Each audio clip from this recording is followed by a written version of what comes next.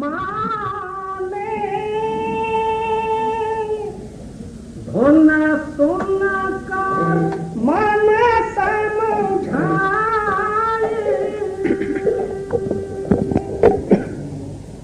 परम संत सद्गुरु हजूर राधा स्वामी जी की वाणी। आप फरमाते हैं, जो आज का रास्ता उस मालिक ने ही जो है मनुष्य शरीर के अंदर में अपने को मिलने के लिए रास्ता रख के ही भेजा हुआ है। उसके सिवाय और जो है मनोकल्पित जितने जो है मार्ग और धर्म हैं, इससे जो है मन को समझ नहीं आएगी या आपा भाव दूर नहीं होगा और ये जीव मुक्त नहीं हो सकता। इसके लिए कोट्यावधि उपाय किए हैं। इसीलिए हमारे हिंदुस्तान में घर घर इतने देवते भरे हुए हैं। एक देव का घर ही एक अलग बना के रखे हुए। जो अच्छा दिखा फोटो वो ला के जो है अपना देव बना के अपने घर में रख दिए। नित्य प्रति पूजा पाठ कर्म कांड उपासना और जो है आरती वगैरह करना और हाथ जोड़ना और मांगना या माला फेरना और उनके पास सामने खड़ा होकर स्तुति करना, ये सब जो है मनोकल्पित ही है। मन से ही एक देव का कल्पना किया, मन से ही जो है दास बना, मन से ही उसका जो स्तुति किया, मन से ही उसके पास एक फल मांगा। हुआ कुछ जो अकस्मात इसके कर्मानुसार फल प्राप्त, तो इसने माना कि जो है मैंने इतना देव के पास प्रार्थना विनंती करने से भगवान ने जो है मेरे को ये फल दिया। वास्तव में देखा जाए जो इसको मिलने वाला है वो कोई दूसरा ले नहीं सकता, जो नहीं मिलने वाला है दूसरा कोई दे नहीं सकता। कर्म प्रधान विश्वरच राखा, जिन दस किया तिन तस फल चाखा। ये सारा ही जगत जो है, जगत का मूल जो है कर्म है। उस कर्मानुसार जो है प्राणी जन्म और मरण आदि जो है चक्कर काटते हैं। तो जैसा जैसा ये कर्म करता वैसा वैसा उसको फल मिलता। फिर जो है उसी कर्मों को भोगने के लिए जन्म लेके दुनिया में आता। कोट्यानुकोट युग और जन्मों से यही व्यवहार चला हुआ है। इन सारे ही कर्मों से मन की जागृता ही नहीं होती और सुख की अपेक्षा बढ़ जाती है। उसके लिए कर्म करना पड़ता। इसलिए स्वामी जी महाराज जी फरमाते हैं, एक कर्म छोड़ के कोटि कर्म करो मगर मन जागृत नहीं होगा। जी जतन से यहाँ नहीं माने, धुन सुन कर मन समझाए। एक इसके अंदर में धुनात्मक ध्वनि कहो, शब्द कहो, नाद कहो, वो जब इसके अंदर में प्रकट होगा तब जो है मन के अंदर में परमार्थ की समझ या अनुभव प्राप्त होगा। तभी जो है कर्मों का जो ख्याल अपने हृदय से निकल जाएंगे। जी जोगी जोक्त कमावे अपनी, ज्ञानी ज्ञान कराए। इस मन को जागृत करने के लिए योगियों ने मन जो है वायु का गुण समझ के नाभि स्थान से जो है वायु ऊपर को जो है आती है और ऊपर से नीचे नाभि तक जो है वायु का जो है व्यवहार चलते रहता है। इस जो है शरीर के अंदर में 5 वायु हैं, ऐसा तो 10 हैं मगर उसमें 5 वायु मुख्य हैं। प्राण, अपान, व्यान, उदान, समान वगैरह इस तरह जो है 5 वायु जो है हमेशा क्रिया करते हैं और दूसरे 5 जो है समयानुसार आते हैं। जैसा छींक आना, प्रसूत होना, वो भी एक तरह का वायु है। छींक अकस्मात आता, वो भी एक तरह का वायु है। इस तरह जो है अकस्मात जो है 5 वायु क्रिया करते हैं और 5 वायु जो है हमेशा जो है अपने हृदय में जो है हमेशा क्रिया करते रहते हैं। तो इसीलिए योगियों ने ये समझा मन जो है वायु का गुण है। अब वायु को बंधन करो तो मन भी जो है स्थिर हो जाएगा। इसलिए उन्होंने रेचक, पूरक और कुंभक ये 3 विधि द्वारा जो है प्राणायाम सिद्ध किए। यानी जो सीधे नासिका द्वारा श्वास को ऊपर चढ़ाना, मध्य भाग में यानी दोनों नेत्रों के मध्य भाग में चित्त को स्थिर करना, उसको कुंभक कहते हैं। फिर जो है बाएं नाक द्वारा छोड़ देना, उसका नाम जो है रेचक है। इस तरह जो है रेचक, पूरक, कुंभक करके को कुंभक स्थिति को जो है बढ़ाते गए और उस टाइम में मन भी जो है उसके साथ मिलकर कुछ स्थिर हुआ। वायु का हद है आकाश तक। आकाश से परे जाने के लिए जो है वायु का जो है कुछ इलाज ही नहीं है। तो इसलिए योगियों ने योग युक्ति, प्राणायाम युक्ति द्वारा मन को समझ देने के लिए प्रयत्न किया, वो भी निष्फल हो गए। रिद्धि सिद्धि चमत्कार वगैरह ऐसे वैसे उससे प्राप्त होंगे मगर मोक्ष नहीं हो सकता। अब ज्ञानी लोग पंचभूतों से जो है आत्मा अलग करने के लिए पांचों ही तत्वों का गुण और 5 तत्वों का शक्ति से जो है अलग और साक्षी रूप जो है आत्मा या सर्वव्यापी रूपी जो है ब्रह्माकार वृत्ति का ज्ञान सिद्ध करते हुए उन्होंने जो है ज्ञान कथन किया। जब तक जो है ब्रह्माकार वृत्ति के विचार में अपना मन है तब तक जो है हम उसमें आनंदित रहोगे। फिर जो है वही मन जो है माया आकृति को धारण किया तो ब्रह्माकार वृत्ति अलग हो गई, फिर जैसे कि तैसे हम रह गए। इसलिए ये युक्ति भी जो है, ज्ञान की युक्ति भी जो है मन को जागृत करने वाली यथार्थ युक्ति नहीं है। जी तपसी तप कर थाक रहे हैं, जति रहे जत लाई। अब तपसी जन एक इष्ट को धारण करके और एकांत और अरण्यवास में निवास करते हुए एकाग्र चित्त से जो है तपस्या शुरू किए। हजारों वर्ष जो है तपस्या किए तो भी जो है उनका मन जो है काबू में नहीं आया।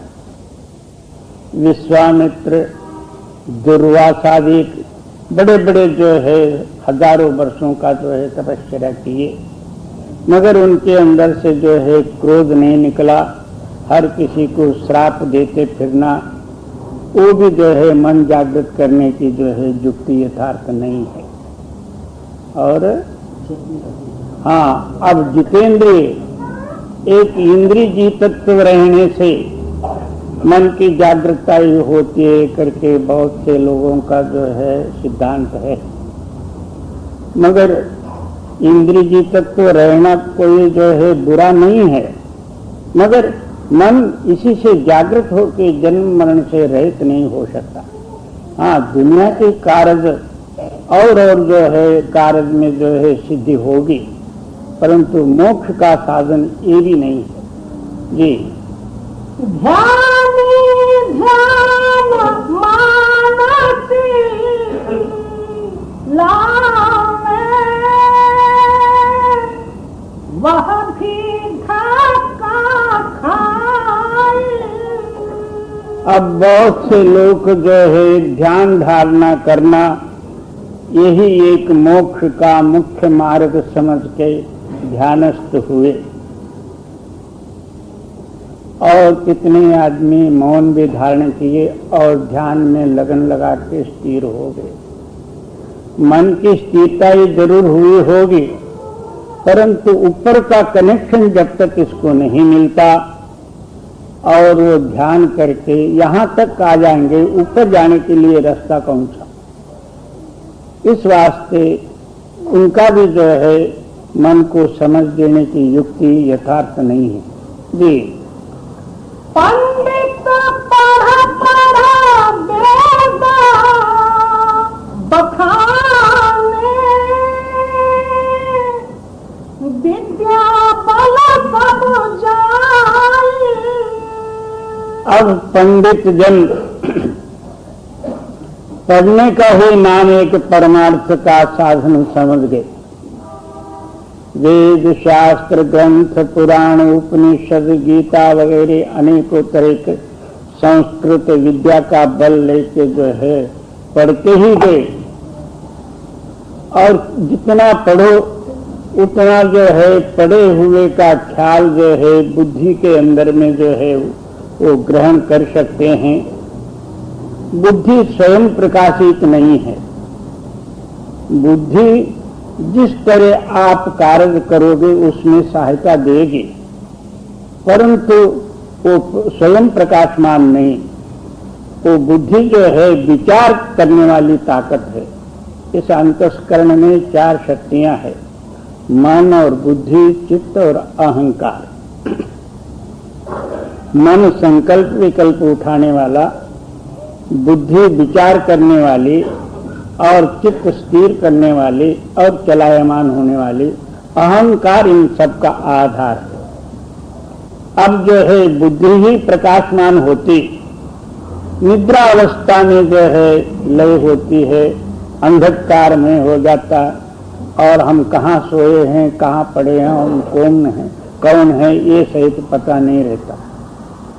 तो निद्रा अवस्था में भी बुद्धि जागृत होती तो समझो कि जो है बुद्धि भी जो है चैतन्य रूप है, या मन को जागृत करने की जो युक्ति समझा जाता, मगर बुद्धि अवस्था के अंडर में है।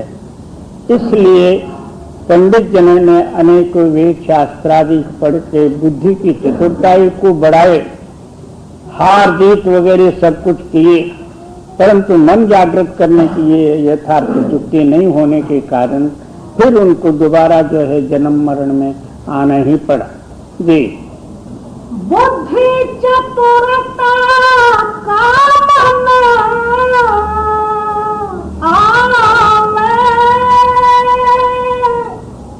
आलिम रहे पछताए। आप ये साफ निर्णय देते हैं, परमार्थ में बुद्धि की चतुरता कुछ काम नहीं देगी। विद्वान लोग अपने आप को आप ही ठगाए दे, क्योंकि बुद्धि को मुख्य रखने के कारण जी। और अमल का दखल नहीं है, अमल शब्द मन जागृत करने के लिए और दूसरा कोई उपाय ही नहीं है। मन जागृत का मूल उपाय केवल जो है शब्द के साथ इसका चित्त जब जो है मिल जाता है, आप ही आप ध्वनि रूप जब हो जाता, तब जो है मन के अंदर में जागृतता प्राप्त होती है। मन भी जो है शब्द रूप हो जाता। जी, गुरु मिले जब धुन का भेदी, शिष्य बिरहा घर आए। अब जो है ऐसा जो है सूक्ष्म विषय समझने के लिए समझाने वाले भिन्नात्मक भेदी गुरु की आवश्यकता है। आट का गुरु बाट का चेला, रात को मुंडा तो दिन को ये चेला। घर में हुई खटपट, चला बाबा के मठ में, बाबा ने बताया काम, चेला भया रमता राम। तो इस तरह जो है गुरु और शिष्य का ये संप्रदाय इतना बढ़ गया है दुनिया में जिसका कोई हिसाब नहीं है। गुरुओं की संख्या और ऐसे शिष्यों की संख्या, ऐसा कोई खाली नहीं होगा कि गुरु के सिवाय कोई ना कोई होगा ही। मगर ऐसे गुरु मिलने से तो शिष्य को क्या बोध कर सकेगा और शिष्य उनसे क्या ग्रहण करके मुक्त हो सकेगा।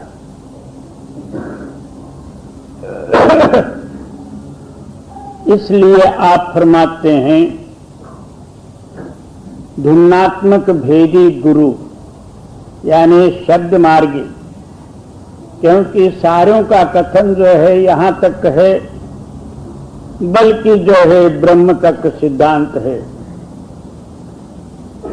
ब्रह्म स्थान से जो है ओंकार की उत्पत्ति या ब्रह्म का वाच्य शब्द जो है ओंकार है।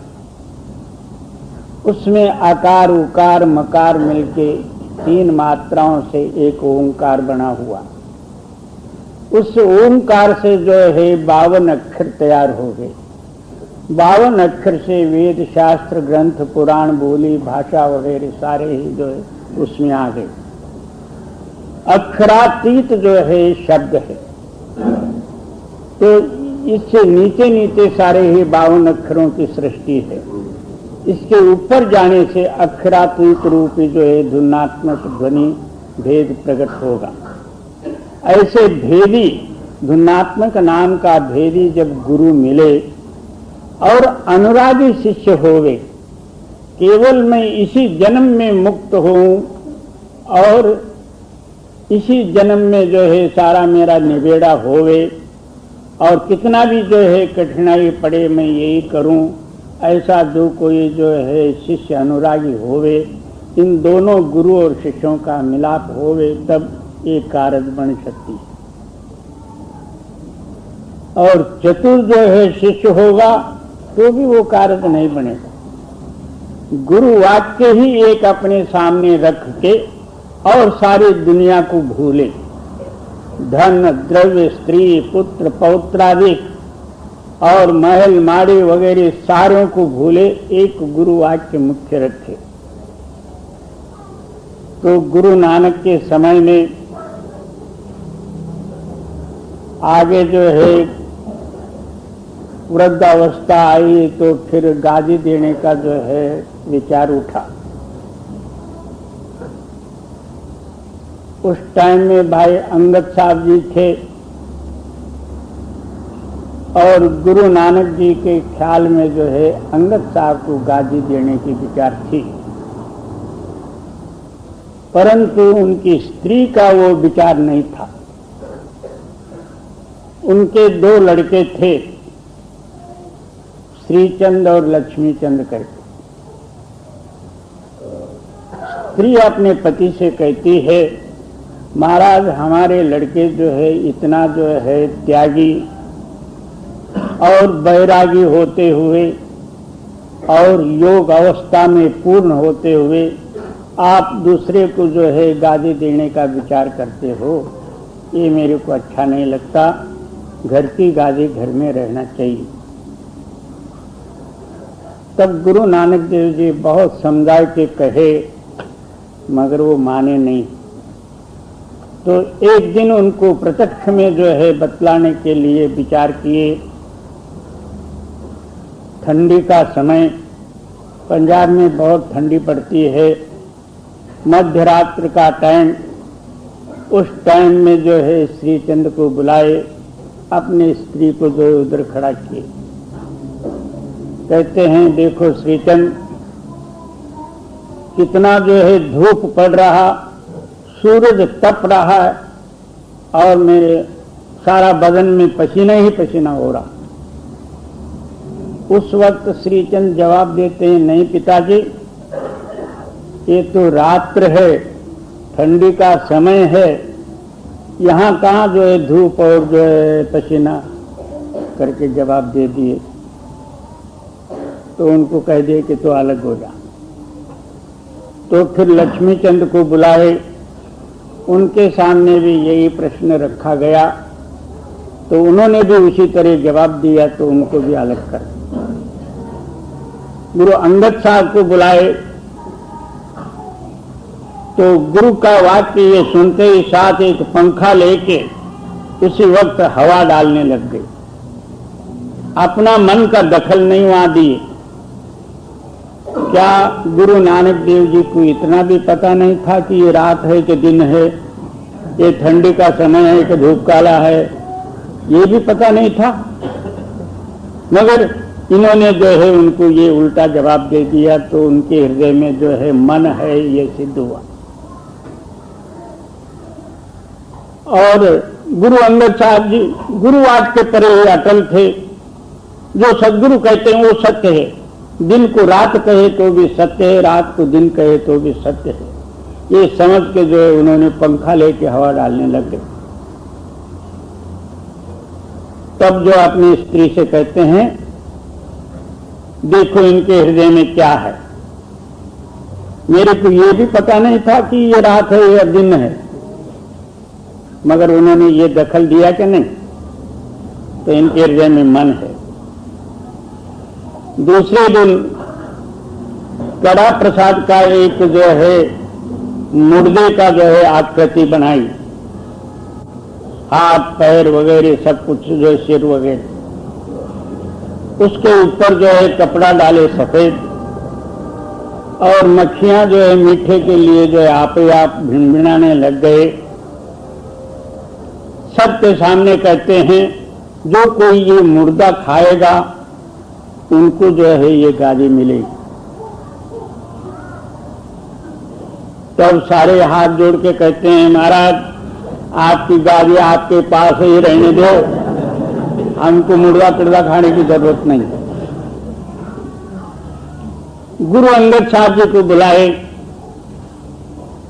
तो आते साथ उन्होंने पूछा, महाराज इतनी आज्ञा हो गई, मैं सिर से शुरू करूं क्या पैर से? तब जो बोले किधर से भी करो करके ऊपर से कपड़ा हटाए, उनको प्रसाद खिलाए, प्रसाद आप ही दे दिए, उनको गद्दे पर ले जाके बिठा दिए। मतलब ये गुरुवाक्य इस तरह से माना जाता है, जो गुरु कहते हैं वो सत्य है, इतना दृढ़ हो जाए तब इसका चित्त जो है सत्य के साथ कनेक्शन होगा, मिलाप होगा। जब तक कुछ अपना मन है और गुरु को उल्टा जवाब देते ये नहीं महाराज ये है, तो फिर तो वहां मन सिद्ध हो गया, वहां गुरुमुख नहीं हुआ। इसलिए आप फरमाते हो, गुरु मिले जब धुन का भेदी, शिष्य बिरह घर आए। क्या धुनात्मक नाम का भेदी गुरु रहे और विरही शिष्य रहे, एक परमात्मा के प्रेम के सिवाय अन्य कोई उसके हृदय में कोई ख्याल न रहे, इसका नाम कहते हैं विरही। इन दोनों का मिलाप हो जाए, ये जो है सच्चा परमार्थ बन सकता। जी, सुरत शब्द की हाया कमाई, तब मन कुछ ठहराई। स्वामी जी महाराज जी एक ही शब्द में सारा ही परमार्थ पूरा किया। पहले जो है भिन्नात्मक भेदी का गुरु का सिद्ध किए और विरही शिष्य का सिद्ध किए। अब क्या कहते हैं, अब शिष्य उनसे नाम लिया और नाम लेने से मात्र मोक्ष नहीं होगा, नाम का अभ्यास नित्य प्रति करना चाहिए। बहुत से आदमियों को नाम ही याद नहीं है, किसी को एक नाम है, किसी को दो नाम है, कोई सारे ही भूल गया है। तो फिर नाम लेने का फायदा ही क्या। मैं एक माई से पूछा तो नामस्मरण करती क्या? हाँ महाराज मैं करती हूं। कितना? 6 नाम लेती हूं रोज।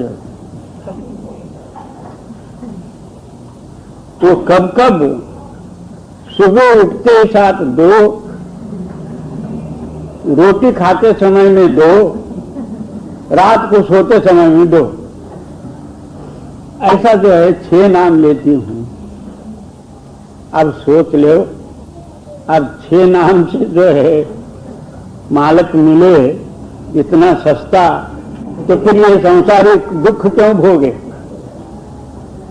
इसलिए आप फरमाते हैं जब गुरु से जिनको नाम मिला, अहोरात्र जैसा गुरु कहते हैं उसी के अनुसार नित्य प्रति अभ्यास करें। काम किए बिगर जो है पगार नहीं मिलता। हाजिरी लगाए और घर को आए तो कोई काम पर रखेगा उसको। इसी तरह नाम लिए और काम नहीं किए तो फिर उनको फल क्या प्राप्त होगा। इसलिए सुबह उठ के 8 प्रहर होते हैं। पहला प्रहर सब कोई जागे, दूसरा प्रहर भोगी, तीसरा प्रहर तस्कर जागे, चौथा प्रहर योगी। तो 3 घंटे का एक प्रहर होता। 6 से लेकर 9 तक सारे जागते, 9 से 12 तक भोगी जन जागते और 12 से 3 तक चोर जागते हैं और 3 से 6 तक जो है योगी जन जागना ही चाहिए। 3 बजे उठ के जो है सारी दुनिया स्तब्ध रहती है, वातावरण शांत रहता। उस टाइम में प्रेम से जो है उस मालक का नाम स्मरण करे सच्चे दिल से, तब जो है अंदरूनी जो है हमारा जो है मालक जो है हमारे अंदर में बैठा हुआ है। हम किस किस तरह से नाम स्मरण करते हैं और क्या क्या सोचते हैं, वो सब अंतर्यामी उसका नाम है। हृदय साक्षी परमात्मा है। तो हम जो है परमात्मा को भी एक टोपी डालना चाहते हैं। बैठे जैसा किए और उसी वक्त नींद आया तो सो गए, क्या हुआ तो भजन किए। तो ये नहीं, जैसा गुरु कहे उसी तरह जो है नेम से बैठो और प्रेम से भजन करो। तब जो है जाके सदगुरु से पूछो मैं इतना प्रयत्न करते हुए क्यों नहीं मिलता। बैठना ही नहीं तो फिर उसको क्या मिलेगा। इसलिए नित्य नेम से सुबह उठ के भजन अभ्यास करके फिर जो है अपने काम पर जाओ। बहुत से लोग क्या करते हैं, 3 बजे उठते हैं, 1 घंटा बैठे, फिर 2 घंटा सो गए, यानी 10 कोस चला 15 कोस पीछे आया। क्योंकि ऊपर जाने वाली रूह और सोने से जो है हृदय के स्थान में नीचे आ जाती। किया कराया हुआ सारा ही गया, तो सट्टे का व्यापार हुआ। इसने जो है 10 आंकड़े होते हैं, उसमें से 9 आंकड़े में से 10 आंकड़े में से एक आंकड़ा लगाया और जो लगाया हुआ 10वां आंकड़ा आ गया तो ठीक है, तो 9 खाली सब है। इसी तरह जब जो है एक बार बैठो तो सो मत। 5 बजे बैठने का शुरू करो तो भी जो है सोना नहीं, फिर काम पर जाओ या जो है और दुनिया के कारोबार को करो, मगर एक बार भजन बैठ के सोना मत। सोया कि फिर गया डबल जो है और आवरणा नींद की जो है उसके ऊपर पड़ी, तो फिर ये मन अंदर ही अंदर कहता है कि मैं इतना भजन करता हूं, मेरे को कुछ भी नहीं मिलता, छोड़ दो। इसका नाम भजन नहीं होता जी। सुरत शब्द की होया कमाई, तब मन कुछ ठहराई। क्या नित्य प्रति अपना चित्त जो है शब्द के साथ कनेक्शन देने का, यानी नाम स्मरण और सत्य नाम से चित्त मिलाने का प्रयत्न करे, तब जो है मन कुछ स्थिर हो जाए। मन स्थिर हुआ के अंतर आप ही आप धुन जो है आप ही आप प्रकट हो गई, धुन के साथ मिलके आप धुन रूप हो जाए जी। हिर्स हवस से हाथ न आवे, तन मन देव चढ़ाई। फिर क्या कहते हैं, ये हिर्स से और हौस से, हौसा और नौशा ये मराठी में है बात। एक नवस करने वाला यानी जो है कुछ प्रार्थना किया तो उसके पास कुछ मांग लिया, और हिर्स पड़ोस वाला जाता है तो मैं क्यों छोड़ूं, उसने नाम लिया है तो मैं क्यों नहीं लूंगा। ऐसा वैसा जो कोई जो हिर्स और हौस से ये मिलने वाला नहीं है। और तन मन डोल चढ़ाए, मन और तन दोनों ही जो है उसमें अर्पित करो, तब जो है नाम की प्रकटता ही होगी। जब तक शरीर अभिमान है, मन का तर्क कुतर्कादिक है और दुनिया के भोगों में मन आसक्त है, तब तक ये अंदर आ नहीं सकता। बहुत से सत्संगी इस जो है फंदे में फंसे हुए हैं, भजन नहीं करते। भजन करे तो क्यों नहीं मिलेगा, क्योंकि अंदर ही बैठा हुआ मालिक हमारे भजन को वो मालिक देखता है, हम किस तरह भजन करते हैं और क्या करते हैं और कितना सोते हैं जी।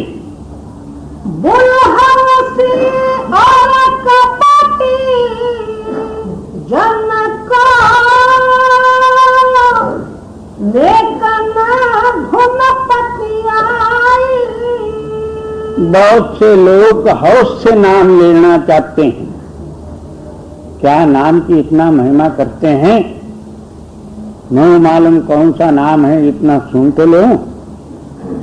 आप भी जाके जो है नाम लेने वाले में बैठ गया, या हौस से नाम लेने वाले। और कपटी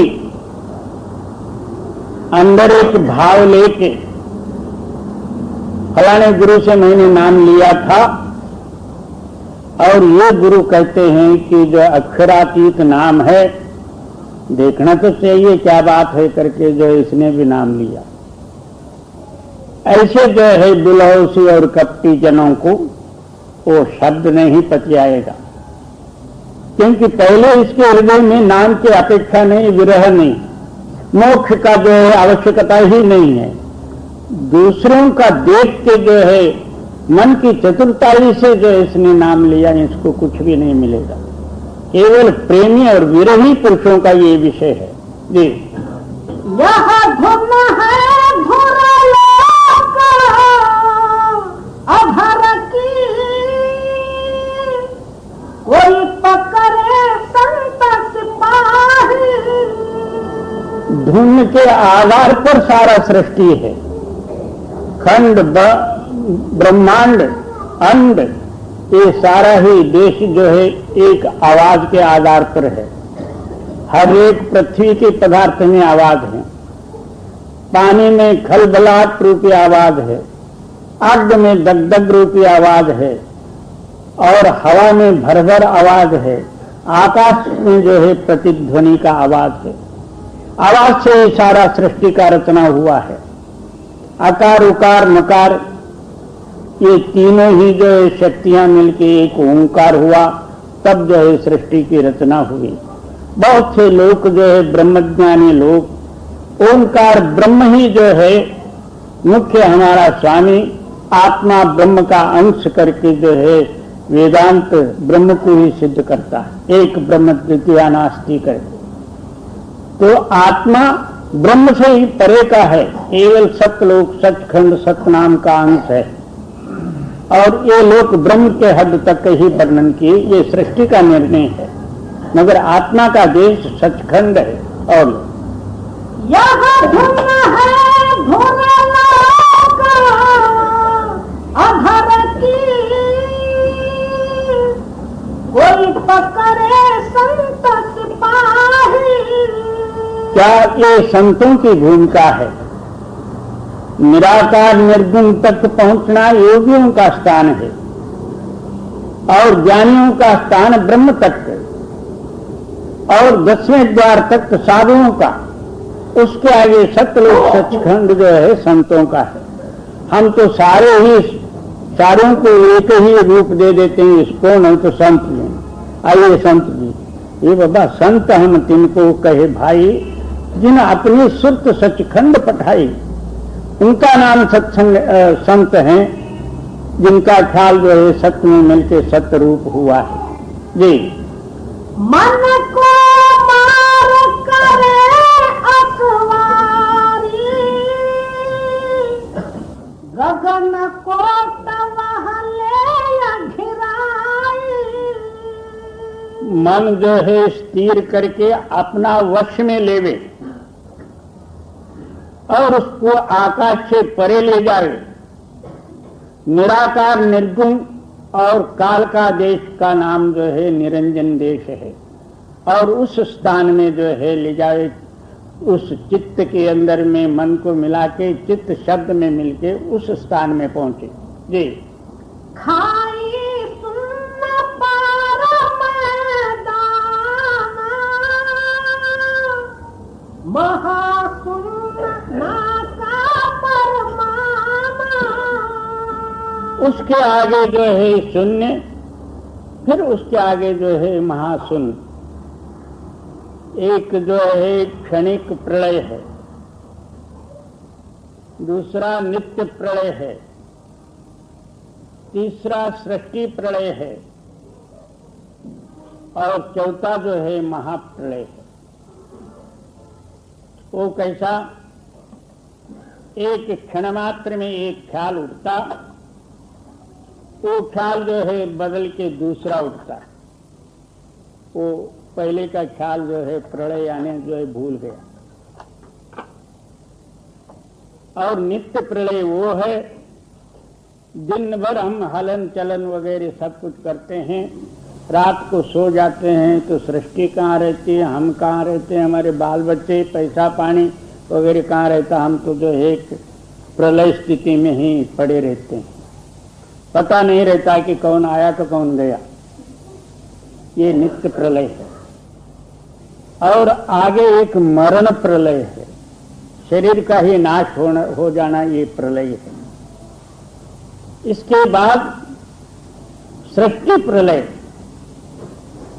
जब प्रलय समय आ जाती है, पानी सब जो है सृष्टि को डुबा देती, पानी को आग सुखा देती, आग को हवा जो है उड़ा देती, हवा आकाश में लय हो जाता, आकाश माया में लय हो जाती, माया निराकार में लय हो जाती, निराकार ब्रह्म में लय हो जाती, और ब्रह्म शून्य में लय हो जाता। यहाँ तक जो है ये प्रलय है। उसके आगे महाकाल का देश जो है महाशून्य है, उससे भी परे आत्मा को जाना है, उसका नाम महाप्रलय कहते हैं। जी भंवर गुफा का फाटक तोरा, शीश महल सतगुरु दिखलाए। उसके आगे जो है भंवर गुफा, संतों के हिसाब से जो है चौथा स्थान होता है। तो भंवर गुफा लंघ के जब जाए तब सत्यलोक सचखंड सतनाम, वही जो है संत जन जो है उसी देश से आते हैं जगदोद्धार के लिए। जी, अद्भुत लीला अजूबा वहाँ की, किरण किरण सूरज दर्शाए। अब सत्यलोक की महिमा वर्णन करते हुए फरमाते हैं कि सत्यलोक में कैसा प्रकाश क्या है, वो अद्भुत है, कथन से परे है। परंतु उपमा दे के कहते हैं वहाँ सत्य के एक एक किरण को कोट्यावधि सूर्यों का प्रकाश है। ऐसा जो है आत्मा का निज देश है। जी, सूरज सूरज ज्योत निरारी, चंद्र चंद्र कोटन छवि छाई। क्या एक एक सूरज का जो है प्रकाश भिन्न भिन्न अलग अलग है, और कोट्यावधि चंद्रों का जो है वहाँ कोई लेखा ही नहीं है। इसका नाम सतलोक सचखंड है। और वहां से ये आत्मा आके यहाँ मन और माया के फंदे में फंसा हुआ है। जी, घट आकाश घट प्रकाश, लख आकाश कोटन परसाई।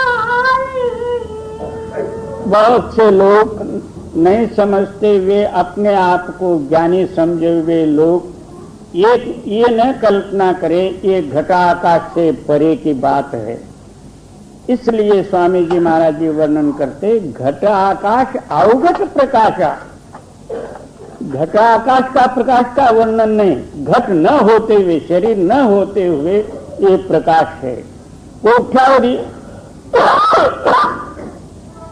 घटा आकाशों का वहां कोई प्रमाण ही नहीं है, ये अवगत स्वयं प्रकाश है। जी, यह लीला कुछ अजबा बेचकी, उलट पलट कोई गुरु मुख पाए। कहते हैं कि ये लीला जो है कोई आश्चर्यवत है और बुद्धि द्वारा समझ नहीं सकते।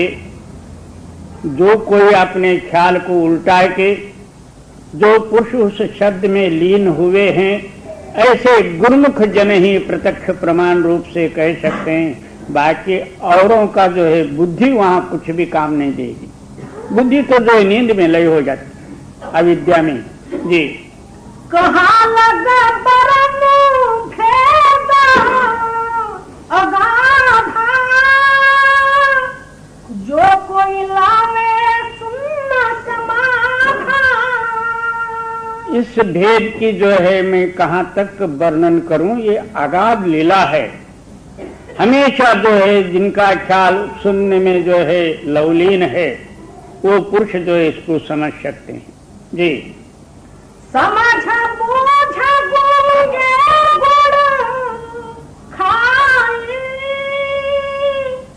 अकथ अकह की बात निराली।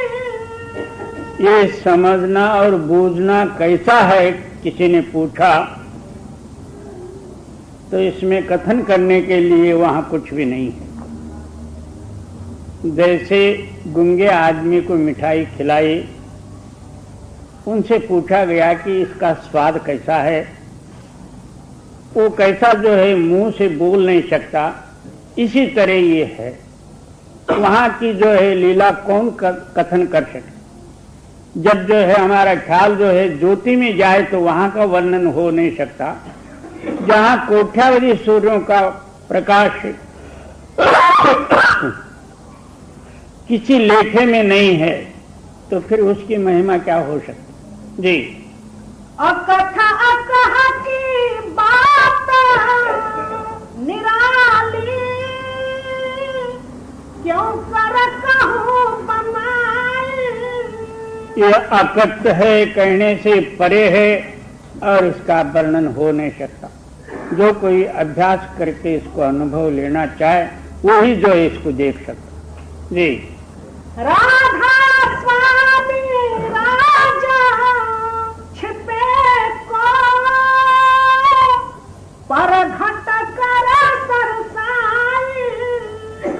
स्वामी जी महाराज जी सिद्धांत देते हैं, ये गुप्त राज्य है। बहुत से लोग